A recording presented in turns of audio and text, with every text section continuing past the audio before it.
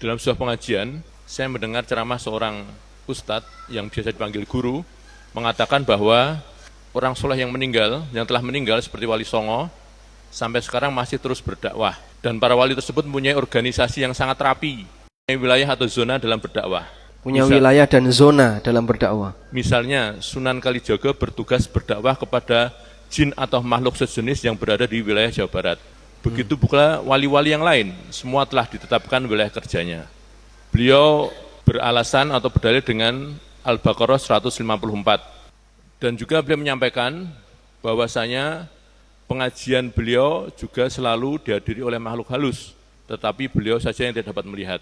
Selain itu, yang lebih hebat lagi, beliau mengaku dapat berdialog langsung dengan Nabi Muhammad SAW. Berdialog langsung dengan Nabi Muhammad SAW. Dan juga sehingga dapat meminta izin atau petunjuk jika ingin melakukan sesuatu. Misalnya ingin membuat bros atau emblem. Wah, sebagai membuat tanda bros, pengenal, emblem aja minta izin kepada Nabi Muhammad SAW. Iya. Logo organisasi juga. Iya. Ya. Pertanyaannya, bagaimana kita menyikapi cerita tersebut? Terima kasih. Menyikapi dai seperti ini. Ya. Agama mana yang memotivasi untuk dusta? Sufi. Sehingga semakin pendusta makin sufi. Karena hampir semuanya pendusta. Kalau bapak ketemu seperti ini atau ibu ketemu seperti ini, ada pengajian yang kayak gitu, ngawur isinya, wah. Sehingga isinya ndawir semua. Ya, pastikan dia adalah dajjal, pembohong besar. Cuman anehnya kok saya gelem ngrungokno. Kenapa itu, Pak? Itulah pengaruh lemahnya iman. Sehingga mungkin dai-nya sudah nggak usah dibahas. Ini kalau orang sakit sudah terlalu parah. Yang jadi masalah adalah yang lain kenapa mau ditulari. Maka kita amankan yang mau ditulari ini biar tidak ketularan. Yahudi itu ketika mereka sudah tidak fokus dengan Taurat, mereka beralih ke dongeng. Sehingga banyak pendeta-pendeta Yahudi menjual dongeng ketika ngaji. Pokoknya pinter dongeng makin laris. Dan dongengan Yahudi banyak dustanya. Karena mereka berdongeng tentang masalah Nabi, tentang masalah orang soleh masa silam, kejadian-kejadian sakti luar biasa dan seterusnya. Dari dongeng-dongeng itu banyak orang yang dengerin. Dan itu dusta. Maka Allah Subhanahu wa taala menyebutkan karakter Yahudi di masa silam, samma'una lil kadzib. Yahudi itu samma'un lil kadzib, suka mendengarkan kedustaan.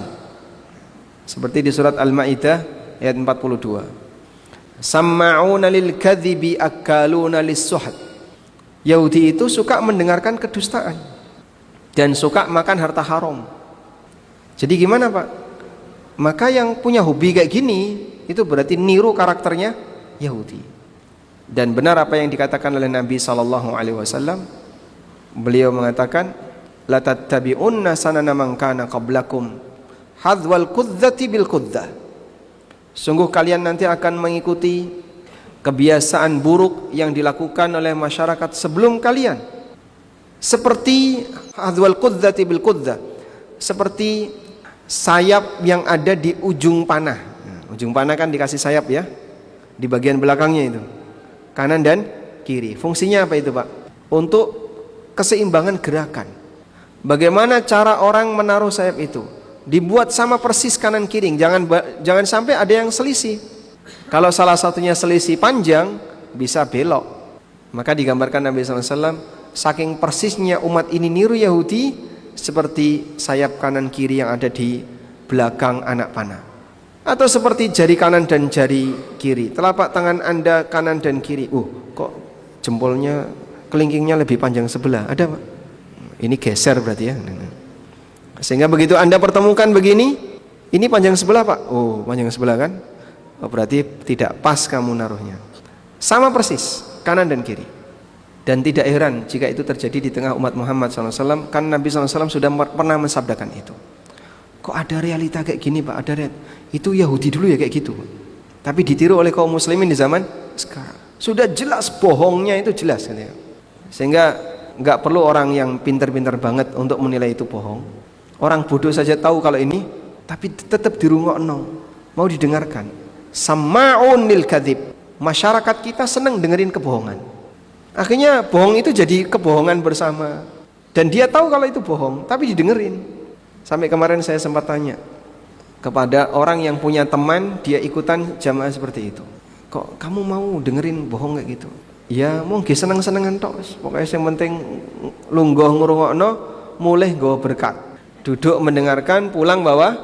Dia sama sekali tidak ada keinginan untuk nyari ilmu di situ karena memang nggak ada ilmu yang disebarkan, adanya adalah kedustaan yang disebarkan.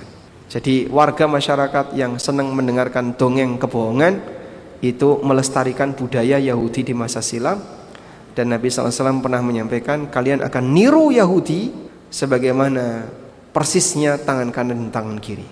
Makanya mereka yang berpegang dengan Al-Quran dan hadis yang sahih, yang peduli dengan kejujuran, karena menyampaikan sesuatu harus jujur, mereka yang bisa selamat dari virus seperti ini. Tapi yang nggak peduli, jangankan bohong atas nama wali, bohong atas nama nabi saja mereka lakukan, dan terang-terangan. Ya kayak tadi, saya bisa ketemu nabi, minta izin kepada beliau, mau ngapain saja izin. Mau bohong izin dulu pak? Iya. Mau bohong juga izin dulu. Sehingga dia ngapusi izin dulu kepada Nabi SAW menurut persangkaan dia. Wallahu a'lam.